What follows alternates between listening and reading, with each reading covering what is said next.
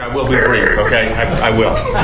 Seth, you did a great job, and I do not envy you for this year. It had to have been one of the toughest years ever to be in the Florida legislature. You know, following 9/11, we had a budget deficit, an immediate budget deficit because tourism went straight down. We went back into special session. We adjusted accordingly, but it was a short-term, fortunately, it was a short-term deficit, and we were able to rebound. We had some wonderful years. You may remember the 2007 budget was about $73 billion. A lot of that was from rebuilding the state of Florida from two hurricane seasons that were very devastating to us. What I'd like to do is talk to you about three things.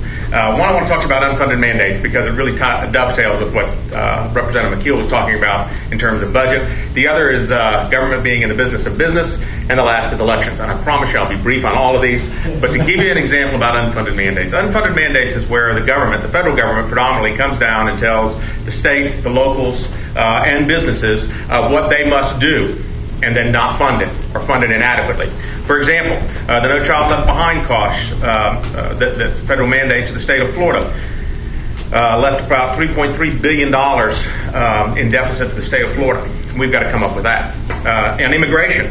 Cost to Florida is $3.8 billion a year. $2.9 billion a year is on educating illegals and children born of illegals, $290 million a year on taxpayer-funded medical expenses, and $90 million on incarceration costs in Florida's prisons. We've got to come up with those dollars. Minimum wages. Businesses have to come up with those dollars. So you see, the source of a lot of our problems here when we're coming up with deficits is from unfunded mandates. Unfunded mandates that have us as Republicans standing on the edge saying, how are we going to fund this? We have pledged no new taxes. We have pledged limited government. Well, the source of this goes back to the federal government. To give you an example of what happened, the Uniform Mandates Reform Act, which was passed in 1995, was put in place because it said that if there is any one appropriation or a law that comes out with where there is an appropriation that is unfunded as up to $50 million in 1 year for a government, then it can be a point of order called at the federal level and a vote taken on that issue right then and there. It would be $100 million if the impact was on businesses. A point of order could be taken. Well, since that time, there was a study done that talked about some of the unfunded mandates.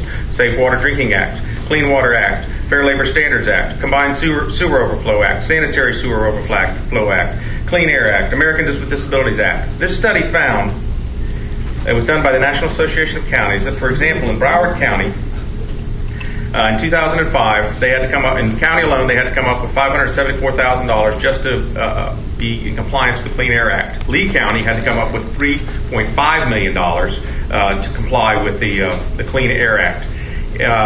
The Clean Water Act, $87,000 to Hillsborough County.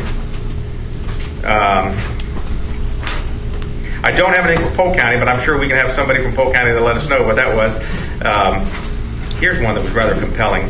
It was the Americans with Disabilities Act, and which is, look, I mean, the intent of this is good, but one size does not fit all. So when the federal government says you must do this, and it must be the same if you were either in Spokane, Washington, or Miami, Florida, is wrong. It has to be in accordance with the culture and the geographic areas.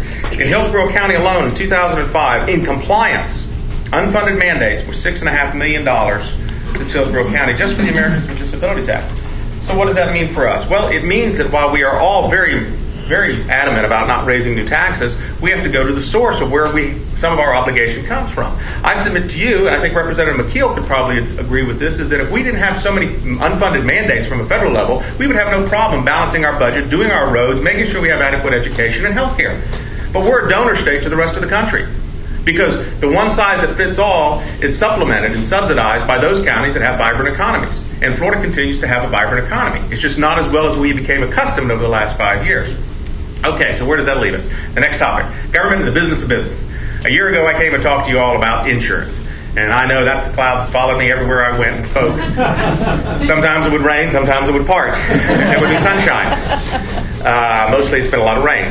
But when I talked to you a year ago and I told you about, hey, you know, the government is now selling insurance. It doesn't have insurance, but it's selling you insurance. And what I've learned in the last year is what we can't regulate, we're going to own. GM isn't General Motors. It's government motors. Today, for example, today, now that they're in bankruptcy, and owned by the federal government. 70% taxpayers own GM. A year ago, I was telling you, be careful because insurance is now the #1 product of the state of Florida. The largest market in the state of Florida is owned by the state of Florida in property insurance. A year later, the largest auto manufacturer in the country is now owned by the federal government. You have the option. If you want to buy an American-made car, you can buy one that's wholly owned by private enterprise or one that's owned by federal government. What's that going to do to those who are in business, who've done well, who have that opportunity, they've always been number 2 or number 3, where suddenly they can't be number 1 because the federal government has bailed them out? I was with a man a couple weeks ago with Liberty Mutual. Liberty Mutual is a worldwide insurance company. And this gentleman, when he introduced himself to me, he says, I'm from the largest international privately owned insurance company. And I looked at him and I said, what do you mean private? He says, well, AIG is still the largest, but it's no longer privately owned. It's owned by the government. It is the ominous parallel that I spoke about a year ago when I said, once we get ourselves in the business of business, God help us all, because now free enterprise is at stake. And taxes are very important. God knows it's very, very important. But the transfer of power that is happening now from the private sector to the public sector in free markets that are no longer free is going to be very devastating on us. And that leads me to my third topic, and that's elections. Why it's so important. The mid-year elections are going to be very, very crucial. We have got to send a message. The root of a lot of this is at the federal level. Beyond the 10th Amendment, we have had the federal government enter in our lives more so than we ever wanted them to.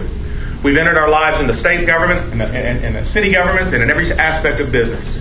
We've got to turn out Republicans, and we've got to turn out Republicans who practice the 5 fundamental principles: less taxes, less government, more personal responsibility, more individual freedom, and empowered families. We've got to hold ourselves to that path. We've got to do it on every level. But let me tell you one other thing, and then I'll close. Why we need a Republican governor. Sure, I'd love it to be Pollock.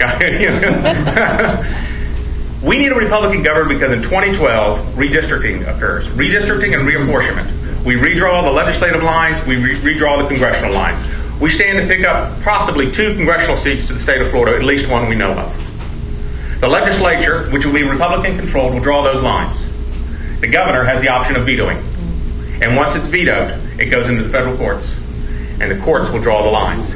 Ladies and gentlemen, we may have squandered opportunities in the past as Republicans. We may have had our divisive battles. We may have aired our dirty laundry as a family. But now more than ever, over the next 17 months, we have got to become cohesive. We've got to come together. We've got to stick to our principles. And we have to elect Republicans at every level this next election. At least give us the opportunity one more time, because you know what? And the Reagan years proved this. We are correct. That private enterprise is the basis of our economy. The federal government's never invented anything. Imagine if Thomas Edison was working for the government. Imagine if the EPA was around at the time the internal combustion engine was created. Do you think we'd have cars today? Look at the Department of Energy that was created in the mid-70s. And the purpose of it was for what? It was created to reduce our dependence on foreign oil and regulate nuclear power. That was in the mid-70s. We haven't built a nuclear power plant since the mid-80s.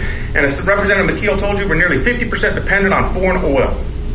You know, we have got to come back, but we need to be in control to do it. So we got to get out there. We got to work hard. I'm going to stop there. Take any questions. I always enjoy coming to talk to you guys. Yes, sir. Dennis, who do you see as being the national spokesperson